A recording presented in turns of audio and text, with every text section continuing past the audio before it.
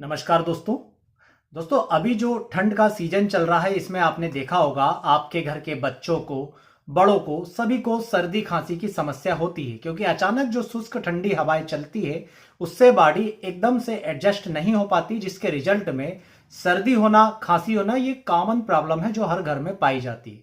दिक्कत तब आती है जब तरह तरह के उपाय करने के बाद भी व्यक्ति परेशान रहता है। छोटे छोटे बच्चों को लगातार खांसी चलती रहती है, छाती में कफ जम जाता है, लगातार सर्दी होती रहती है, बुखार बन जाता है, एंटीबायोटिक का यूज करते रहते हैं किंतु ठीक नहीं होता। मैं आपको एक इतना शानदार फार्मूला इस वीडियो में बताऊंगा जिसे आप अभी अपने घर के सदस्यों पर आजमा कर देखिए, बच्चों पर आजमा कर देखिए, अपने मरीजों पर आजमा कर देखिए। देखिए किस प्रकार से बहुत आसानी से इन सभी समस्याओं से आपको बाहर निकालेगा। देर न करते हुए सीधे पॉइंट पर आएंगे। तो दोस्तों, ये जो सर्दी खांसी अभी इस समय ठंड के सीजन में लोगों को प्रभावित कर रही है, इसके लिए आपको 4 मेडिसिन का यूज करना है जो 2 अलग अलग बाटलों में आपको बनाना है। एक बाटल में आप 2 मेडिसिन मिलाएंगे, एकोनाइट 30 और ब्रायोनिया 30। आप ध्यान दीजिए मेरे शब्दों पर, एकोनाइट 30 मिलाएंगे और ब्रायोनिया 30 मिलाएंगे बराबर बराबर मात्रा में एक बोतल में।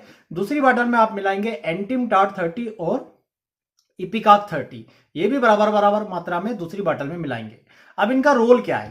पहली बोतल में हमने मिलाई एकोनाइट 30। दोस्तों, जब भी शुष्क ठंडी हवा चालू होती है और इस ठंडी हवा के कारण यदि किसी व्यक्ति को अचानक सर्दी लग जाती है, अचानक नाक बहने की समस्या शुरू हो जाती है, खांसी शुरू हो जाती है, अचानक बुखार आ जाता है, तो इसकी सबसे बेस्ट दवा होती है एकोनाइट।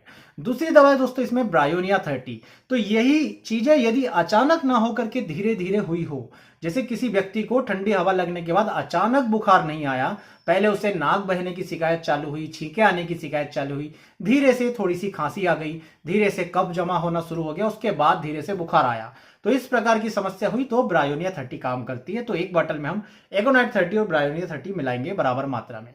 दूसरी बात दोस्तों, इसने तो सर्दी को कवर किया। दूसरी जो खांसी है जो बच्चों में बनी रहती है, लंबे समय तक चलती रहती है, लगता है कफ बाहर नहीं निकल रहा, लगातार खो व्यक्ति करता रहता है, बच्चों को देखेंगे आप खांसते खांसते उल्टी आ जाती है, ये सभी अभी होता है, बहुत ही कॉमन लक्षण है। तो इसके लिए एपिकाक 30 और एंटिमटाट 30 हम एक ही बोतल में आधी आधी मिलाएंगे। सबसे पहले एपिकाक 30 का क्या रोल है? यदि किसी को लगातार खो करते हुए खांसी चलती है, लगातार व्यक्ति खांसते रहता है, खांसते खांसते परेशान हो जाता है और जोर लगाता है तो बाहर कफ भी थोड़ी मात्रा में निकलता है। खास करके ये सबसे बड़ी विशेषता होती है कि खांसते खांसते उल्टी आ जाती है। आप अभी नोटिस कीजिएगा घर के बच्चों को, खांसी चल रही है, ठीक नहीं हो रही किसी दवा से और खांसते खांसते उल्टी आ जाती है, उल्टी आने के बाद थोड़ा सा आराम लगता है, तो ये इपिकाक के लक्षण है। साथ ही साथ जैसा मैंने आपको बताया कि इपिकाक श्वसन तंत्र पे सबसे अच्छा असर करती है और अभी सर्दी खांसी श्वसन तंत्र को परेशान करती है। ब्रोंकाइटिस की समस्या में जहां पर ब्रोंकस का इन्फ्लामेशन हो जाता है, श्वास नली जो होती है उसमें सूजन आ जाती है, उसके लिए इपिकाक यूज होती है।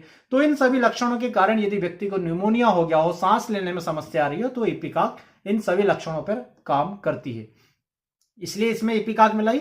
और चौथी दवा दोस्तों हमने मिलाई एंटिमटाट 30।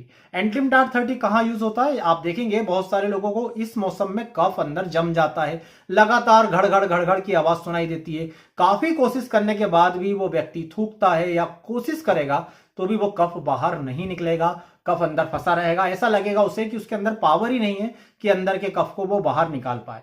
बार बार उसे महसूस होगा कि अब मैं थूकने जा रहा हूं या कोशिश करूंगा तो ये कफ निकल जाएगा, किंतु वो कफ निकलता नहीं है। छोटे बच्चों में भी ये लगातार शिकायत आती है, कफ अंदर जमा होता है, बात करते हैं तो गड़गड़ाहट सी आती है और ऐसा लगता है जैसे यहां पर पूरी जगह जो म्यूकस भरा हुआ है, यहां पर फेफड़े में म्यूकस भरा हुआ है। तो आप ध्यान दीजिए, 2 दवाओं में एकोनाइट ब्रायोनिया 30 पोटेंसी में, 2 दवाएं जो है एंटिमटाट और इपिकाक 30 पोटेंसी में मिलाइए। सर्दी खांसी इस मौसम में किसी भी प्रकार की होगी, केवल ये 2 दवाओं के कॉम्बिनेशन टोटल 4 दवाओं से ठीक हो जाएगी। इसके साथ यदि मरीज को दोस्तों बुखार है तो आप अपने लक्षण के हिसाब से बेलाडोना का यूज कर सकते हैं या बनी बनाई मेडिसिन चाहते तो एकेनिल एसबीएल की एकेनिल ड्रॉप का यूज कर सकते हो। साथ में बायो कॉम्बिनेशन 11 नंबर चलाएंगे तो ये सब समस्याएं बहुत आसानी से ठीक हो जाएगी बिना किसी एंटीबायोटिक का यूज किए। दोस्तों, डोज की बात करें तो ये जो दोनों दवाएं आपने जिस बाटल में बना के रखी हैं, उस बाटल को आपको यदि कोई बच्चा छोटा है 1 साल का तो 1 बूंद थोड़े से पानी के साथ मिलाकर सुबह दोपहर रात दोनों बाटल में से देनी है। यदि बड़ा बच्चा है तो 2 बूंद 3 बूंद 4 बूंद इस प्रकार से दिन में 3 बार आप दे सकते हैं। एडल्ट है तो 5 से लेकर 6 7 8 बूंदों तक आप दिन में 3 बार 1 चम्मच पानी में मिला करके दे सकते हैं। एक दो बूंद इधर उधर होती है तो उससे कोई भी विशेष फर्क नहीं पड़ता।